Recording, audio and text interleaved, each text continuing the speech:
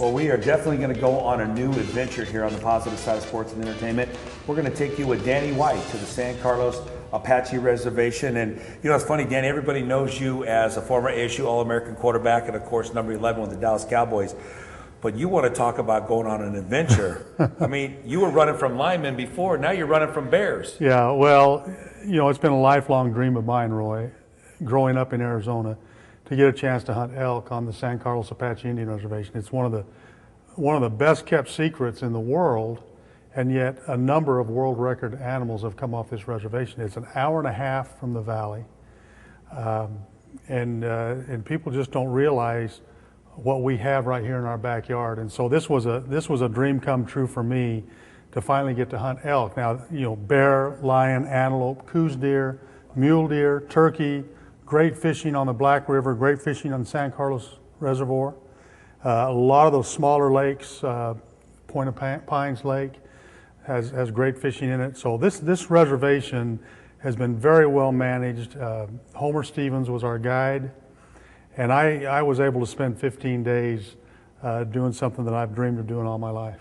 When you first told me about the San Carlos Apache Reservation, it was almost as if you had hit the lottery. Yeah, well, that's what it is. I mean, it is, especially to hunt elk. Now, the thing that people don't realize is they've got world record black bear, they've got a lot of mountain lion, they've got coos, they got all these other animals we talked about. And people think of the San Carlos, they think of elk, because you know they only give out a certain number of tags every year, and they're very expensive, but they're sold out for like 5 years. So it's hard to get one. So that's exactly how I felt. For an elk hunter, this was indeed winning the lottery. Set up this first part of the hunt for us. Well, we started out looking for a 420 class bull. That's a 420-inch bull that anybody that's hunted elk before will tell you is a huge bull. And of course, as the hunt went on, our expectations dropped a little bit. And you'll see in this video the number of 380, 390, 400 class bulls that we passed up. And the ending I'll keep a secret until we get to it. But it was pretty exciting, to say the least. You know, it's amazing to watch a quarterback perform on a field, but not many people get a chance to go behind the scenes and see what Danny White and so many others do for excitement on this reservation. Well, here we are at Elk Base Camp in 2008. This is where we'd hang out during the middle of the day. We would hunt early in the morning, get up around 3:30 or 4, be out before daylight, and then back for lunch and a little siesta and back out in the evening. And here we are sitting around the fire at the camp telling stories from the morning hunt. There's Homer Stevens, our guide. And this is a pretty interesting sight right here. Here are some of the antlers from the elk that were killed earlier in the hunt before we got there. There are 6 or 7 racks here, and the smallest was, I think, a 380, and the largest was a 428.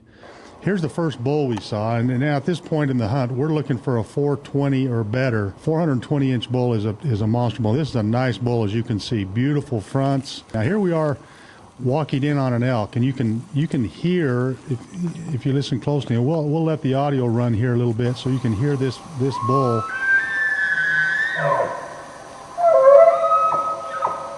It is an amazing sound. Okay, here's our first camera shot. You can see the bull on the left side of the screen moving through the trees. You can see his antlers, and like I said, Randy had already decided he's not quite what we're looking for this early in the hunt. Any other hunt, this is a beautiful bull, and we would take him in a heartbeat. He turned and started walking right up towards Chad and I, and listen to this right here. This is pretty incredible footage. Now Chad and I are frozen. He walks up to about 10 feet from us. Right there, he's about 10 feet away. And he turns and walks right over towards my son-in-law Kelly was hunting with us, and the guide Randy. Now you can't see them in the picture. You'll see me right here on the left side of the picture. And he walks right up to Kelly, and the guide spooks him right there. That's pretty incredible. What'd you do to him? Well, let's listen to the dialogue here for just a minute.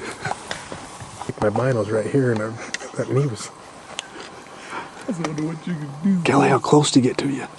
5 feet. I know best not to stand there and get run over. Yeah, I didn't know what to do. I mean, you should see his eyeballs. He was this. Which pin would I put on him? We're talking about the pin on my bow. My lowest pin is 20 yards. I didn't know which pin to put. We go 20, 30, 40, 50, and 60. He was about 10 feet. I wouldn't know which pin to use. Danny, what'd you Too see? small. What'd you see? What? $3.99. 3.99. 30 yards, standing dead still. But Homer's got a bigger one out there for me. I'll wait for you.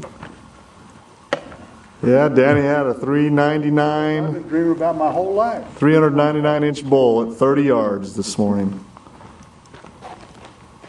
We didn't get that one on film, but had a really, really nice bull come right up to us. That's exactly what I told Danny. I said he probably That's what they tell me.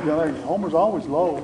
he'll be low about 3 inches. By 1 or 2. He's probably 402.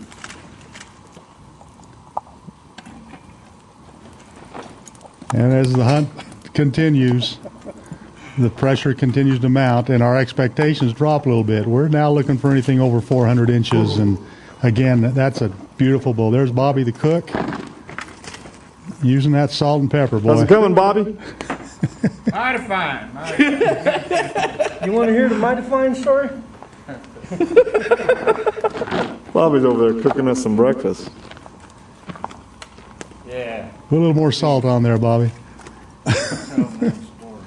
Don't be telling the truth, huh?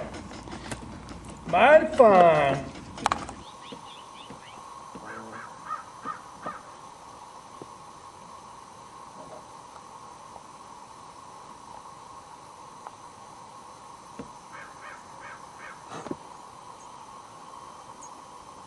You don't know what to think. They're trying to figure it out. Look at those ears. She is curious.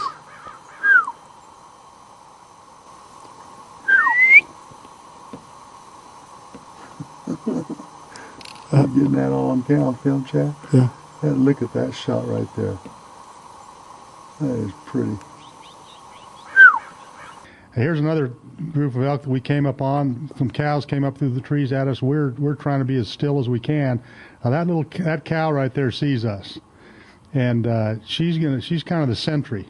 The bull will usually be at the back, and so the cows see us, and they're not really spooked because we're not moving. They're just going to kind of walk off. There's a little calf. Here comes the bull from the back of the pack. Another really nice bull. But again, this being the second or third day of the hunt, he's not quite the bull we're looking for.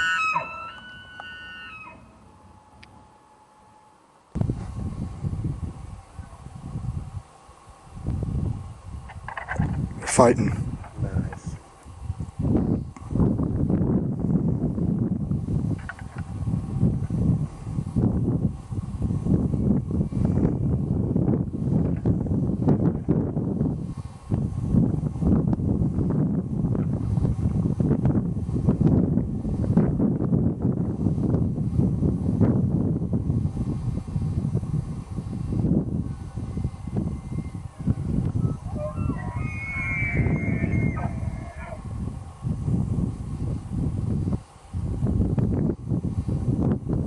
And another beautiful day on the San Carlos Indian Reservation comes to a close. This was an unbelievable hunt. This was the end of the video. However, it is not the end of the hunt. We had a couple more days, and I did kill a beautiful 406-inch bull on the last day of the hunt. Unfortunately, my brother bailed out on me with the camera, and we didn't get him on videotape. Well, here's my bull, guys. What do you think?